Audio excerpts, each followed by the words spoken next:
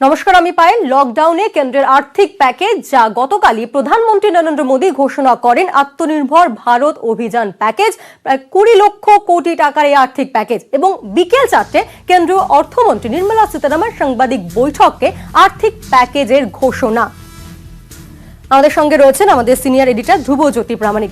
ধ্রুবজ্যোতি, গতকাল আমরা যেমনটা দেখলাম যে আর্থিক প্যাকেজ ঘোষণা করলেন প্রধানমন্ত্রী নরেন্দ্র মোদী এবং আজ 4টের সময় নির্মলা সীতারামনের সাংবাদিক বৈঠক রয়েছে। সেক্ষেত্রে এই আর্থিক প্যাকেজে কোন কোন বিষয় প্রাধান্য পেতে পারে?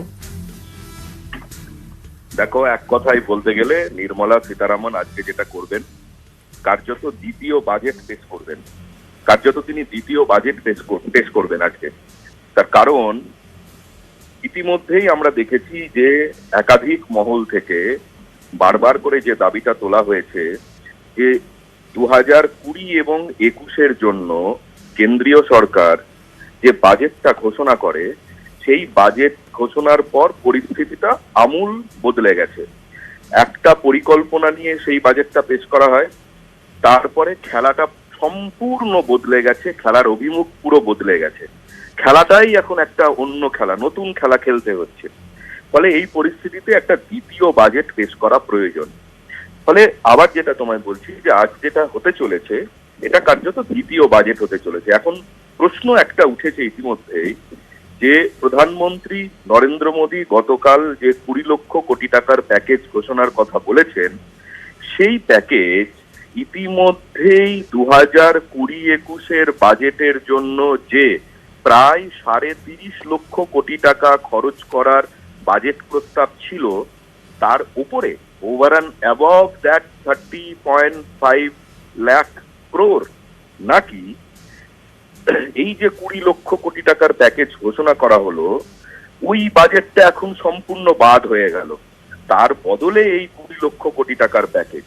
তাহলে প্রশ্ন উঠতেই পারে যে 20-21-এর বাজেট পেশের সময় যে 30.5 লক্ষ কোটি টাকা খরচ করার বাজেট প্রস্তাব ছিল, তাহলে তো প্রস্তাবটা অনেক কমে গেল, ছাঁটাই হয়ে গেল। সেই প্রশ্নের উত্তর নির্মলা সীতারামন 4টের সময় যখন বসবেন, সাংবাদিকদের মুখোমুখি হবেন, খুঁটিনাটি জানাবেন পুরো বিষয়টার, তখনই পরিষ্কার হবে। কারণ অর্থনীতিবিদরা যেটা মনে করছেন, যে খরচের কথা ইতিমধ্যে বাজেট প্রস্তাবে করা হয়েছে, এইটা তার উপরে করতে হবে, তবেই অর্থনীতির চাকা ঘুরবে।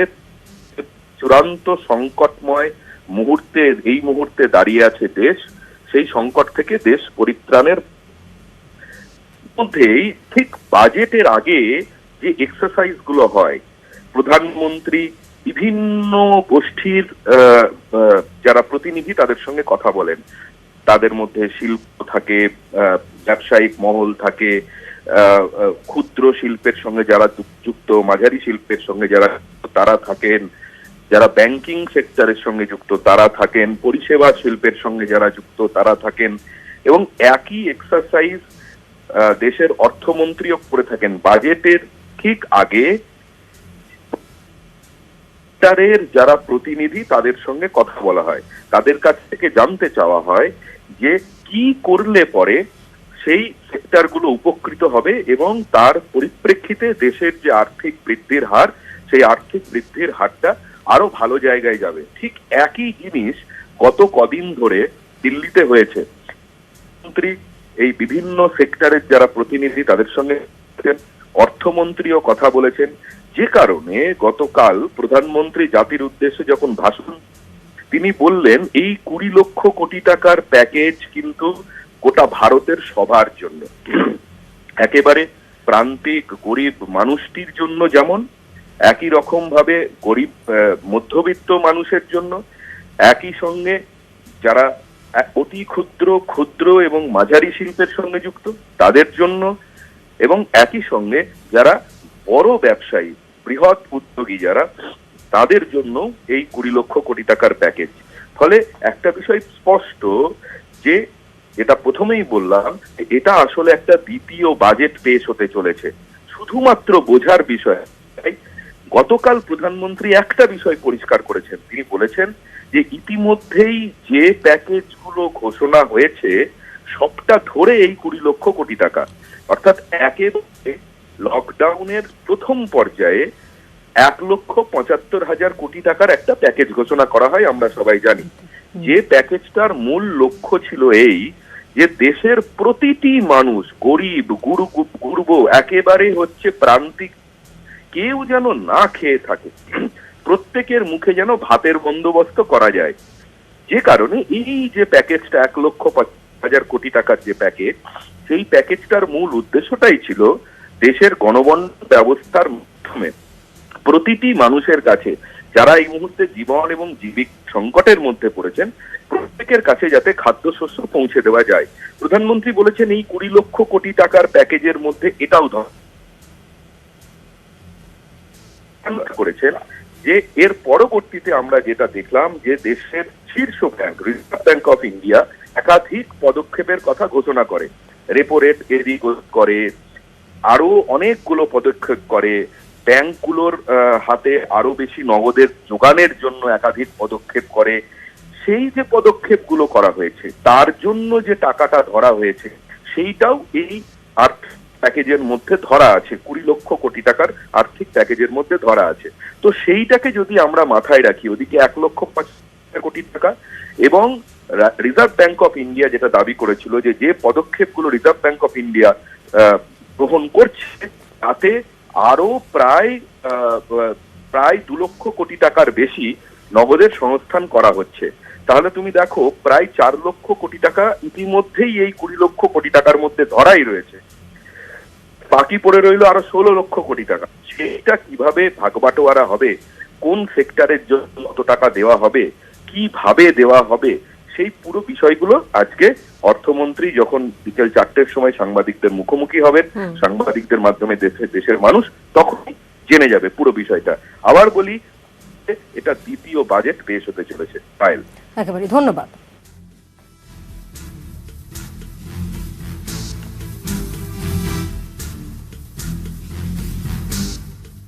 অর্থনীতির চাকা ঘোরাতেই গতকাল আর্থিক প্যাকেজ ঘোষণা করেন প্রধানমন্ত্রী নরেন্দ্র মোদী।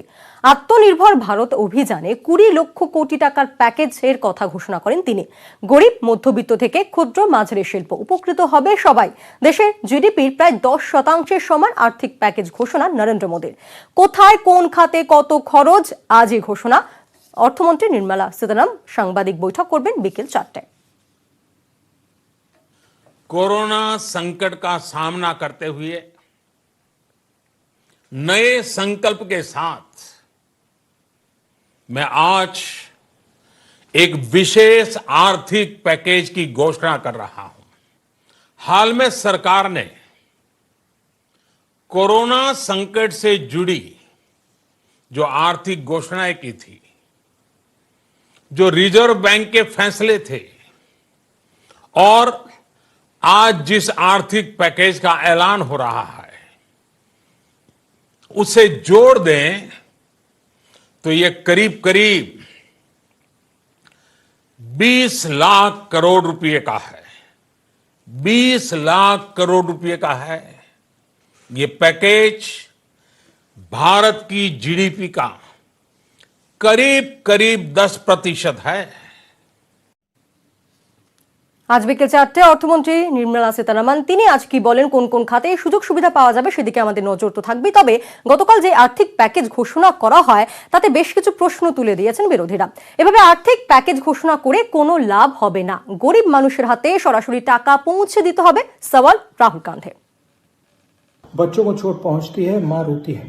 ऐसी कोई भी मां नहीं है जो जब अपने बच्चों के दिल में दुख होता है वो रोती नहीं है। आज भारत माता रो रही है क्योंकि भारत माता के करोड़ों बच्चे, बेटे बेटियां सड़कों पे हजारों किलोमीटर चल रहे हैं, भूखे प्यासे चल रहे हैं। मैं सरकार से विनती करता हूं, इनको आप घर पहुंचाइए, इनके बैंक अकाउंट में पैसा डालिए और इनके रोजगार के लिए स्मॉल एंड मीडियम इंडस्ट्री को आप एक जल्दी से जल्दी पैकेज दीजिए। শুধুই ঘোষণা, আর্থিক প্যাকেজের পূর্ণাঙ্গ তথ্য দেননি প্রধানমন্ত্রী নরেন্দ্র মোদী। লকডাউন সম্পর্কেও বিস্তারিত জানাননি। প্রতিক্রিয়া সিপিএম এর সাধারণ সম্পাদক সীতারাম ইয়েচুরির। आज प्रधानमंत्री ने एक 20 लाख करोड़ रुपए की फाइनेंशियल पैकेज का घोषणा किया, लेकिन साथ साथ उन्होंने कहा कि अभी तक जो रिजर्व बैंक ऑफ इंडिया और वित्त मंत्रालय ने जो घोषणाएं की उन सभी को समेटते हुए ये तकरीबन 20 लाख करोड़ रुपए बनता है, लेकिन उसके विवरण क्या है वो कुछ नहीं बताए। ये लॉकडाउन भी किन नियमों पे होगी, इसके बारे में उन्होंने कोई चर्चा नहीं की। আর্থিক প্যাকেজ ঘোষণায় চমক আছে, কিন্তু প্রকৃত তথ্য নেই, মন্তব্য তৃণমূল সাংসদ Derek ওব্রায়ানের।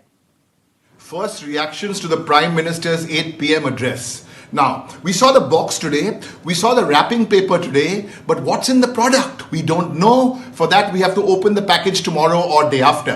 He said 20 lakh crores, 10% of GDP, but little asterisks there saying some conditions apply because we saw no details. Is it really that much? And talking about payment to states, you owe Bengal 61,000 crores, you owe states lots of old GST. You have to be paying them very, very quickly. FRBM, we asked from 3% fiscal responsibility to up it to 5%, not mentioned. You know, it's a little like an HR manager who offers you get something in hand, but your cost to company is 10 times more than what you actually get in hand. ফের এক corona আক্রান্তের মৃত্যু, নজর রাখবো সেই খবরে। Lake টাউনে corona আক্রান্তের মৃত্যু, 35 নম্বর ওয়ার্ডে এক মহিলার মৃত্যু।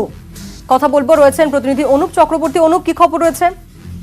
বিধাননগর পৌর নিগমের 35 নম্বর ওয়ার্ড, এই ওয়ার্ডের এক মহিলা বেশ কয়েকদিন ধরেই শারীরিক অসুস্থতার কারণে লেকটাউনের ড্যাফোডিল হসপিটাল সেখানে কিন্তু ভর্তি ছিল, এবং গতকাল তার যখন মৃত্যু হয় প্রথমে পরিবারের হাতে কিন্তু হসপিটাল কর্তৃপক্ষের তরফ থেকে মৃতদেহ তুলে দেওয়া হয়েছিল। পরবর্তী সময় তার যখন মৃতদেহের রিপোর্ট আসে যে যিনি মারা গেছেন তার রিপোর্ট পজিটিভ, এরপরেই কিন্তু গোটা এলাকায় আতঙ্ক ছড়িয়েছে। তার কারণ ওই এলাকা থেকে যখন প্রথমে মৃতদেহ দিয়ে দেওয়া হয়েছিল সেখান থেকে 30 জন শ্মশান যাত্রী গিয়েছিল, এবং তখন কিন্তু করোনার মৃত্যু বলা হয়নি, সেই কারণেই 30 জন ধরে শ্মশান যাত্রী গিয়েছিল। পরবর্তী সময় যখন রিপোর্ট পজিটিভ আসে তারপরেই গোটা এলাকায় আতঙ্ক ছড়ায়। এরপরেই বিধাননগর পৌর নিগমের পক্ষ থেকে কিন্তু গোটা এলাকায় গতকাল রাতেই স্যানিটাইজ করা হয়েছে, এবং করোনাতে মৃত্যু বলে এক প্রকার কিন্তু নিশ্চিত, যেহেতু রিপোর্ট কিন্তু পজিটিভ এসেছে সেই কারণেই গোটা এলাকায় কিন্তু এখনো পর্যন্ত একটা আতঙ্ক আছে 35 নম্বর ওয়ার্ড জুড়েই। ধন্যবাদ অনুপ।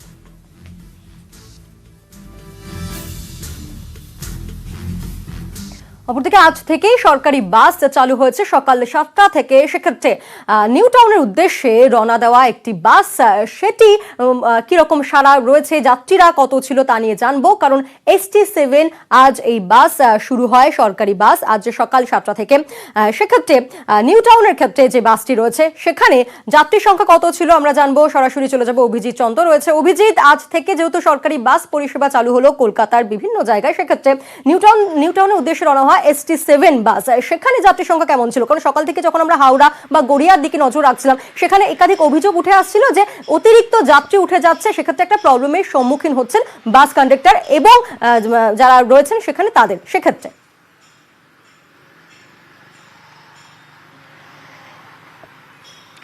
পায়েল, না, এখানে একদম বিপরীত চিত্র।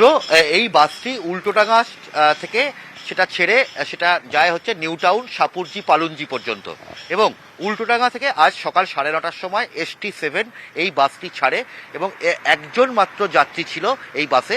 তার আগে বাস স্যানিটাইজ করা হয়, এবং পাশাপাশি কন্ডাক্টর এবং চালক তারা প্রত্যেকে মাস্ক এবং গ্লাভস পরেছিল, এবং যে যাত্রী উঠেছিলেন তিনিও মাস্ক পরেই উঠেছিলেন। এবং উল্টোডাঙ্গা থেকে ছাড়ার পর সেই বাসটি হাটকো মোড়ে গিয়ে আরও 4 জন যাত্রী পায়, অর্থাৎ মোট 5 জন যাত্রী নিয়েই এটা যায়। এবং আমরা প্রায় সেক্টর 5 পর্যন্ত যখন যাই তখন এই 5 জন যাত্রীর মধ্যে 3 জন যাত্রী নেমে গিয়েছিলেন, এবং বলা যেতে পারে প্রত্যেক যাত্রীকে সেখানে স্যানিটাইজার দেওয়া হচ্ছে। বাসের যিনি কন্ডাক্টর তিনি স্যানিটাইজার হাতে ঢেলে দিচ্ছেন এবং তারপরে বাসে উঠাচ্ছেন। ফলে বলা যেতে পারে সুরক্ষা ব্যবস্থা সবই আছে, তবে যাত্রী ছিল না। এবং বলা যেতে পারে উল্টোডাঙ্গা, হাটকো মোড়, বেলেঘাটা বিল্ডিং মোড়, চিংড়িঘাটা কোথায় কোনো যাত্রী ছিল না। এবং যে কজন যাত্রী ছিলেন তাদের বক্তব্য যে এই বাস চালু হওয়ায় তাদের অনেকটাই সুবিধা হয়েছে, কারণ এই কয়েকদিন ধরে তাদেরকে হেঁটে হেঁটে যাতায়াত করতে হচ্ছিল।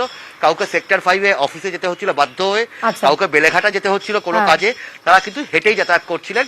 কিন্তু আজ থেকে বাস চালু হওয়ার ফলে তাদের অনেকটাই সুবিধা হয়েছে। ধন্যবাদ অভিজিৎ।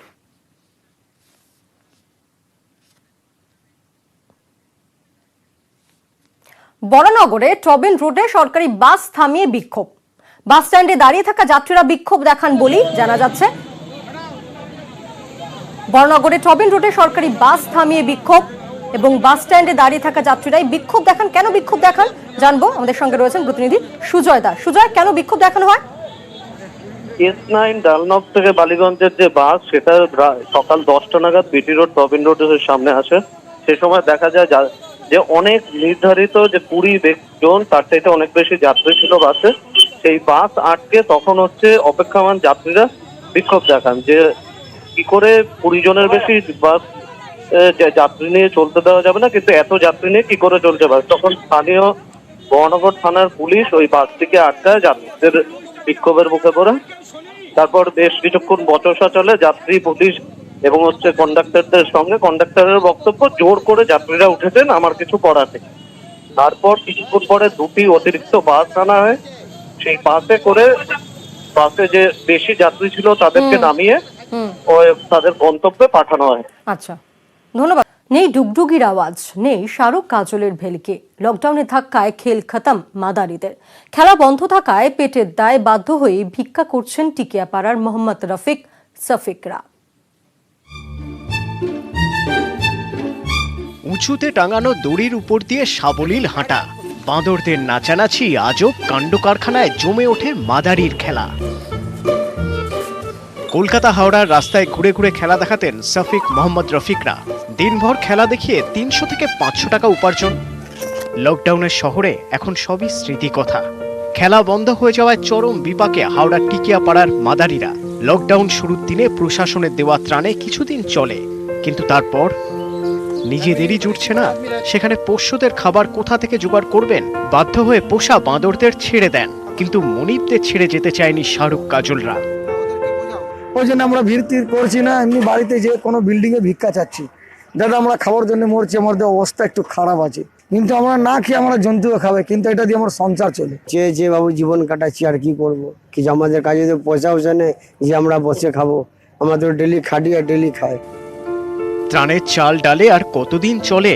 লকডাউনের মধ্যে ঝুঁকি নিয়ে খাবারের খোঁজে বাড়ি বাড়ি ঘুরে ভিক্ষা করছেন মাদারিরা। পোষ্যদের দেখে খাবার এগিয়ে দিচ্ছেন 2-1 জন। খাবার দেখেই আনন্দে লাফালাফি, দুহাত তুলে সেলাম ঠোকে শাহরুখ কাজলরা। একদিকে নিজেদের পেট, অন্যদিকে তাদের সঙ্গে থাকা যে জন্তু অথবা হনুমান বাদর, তাদের পেট চালাতেও কিন্তু রীতিমতো হিমশিম খেতে হচ্ছে। কবে উঠবে লকডাউন, তার আশায় কিন্তু রয়েছে মাদারিরাও। ক্যামেরায় রাজু ভুইয়ার সঙ্গে দেবাশিস চক্রবর্তী, নিউজ 18 বাংলা, হাওড়া।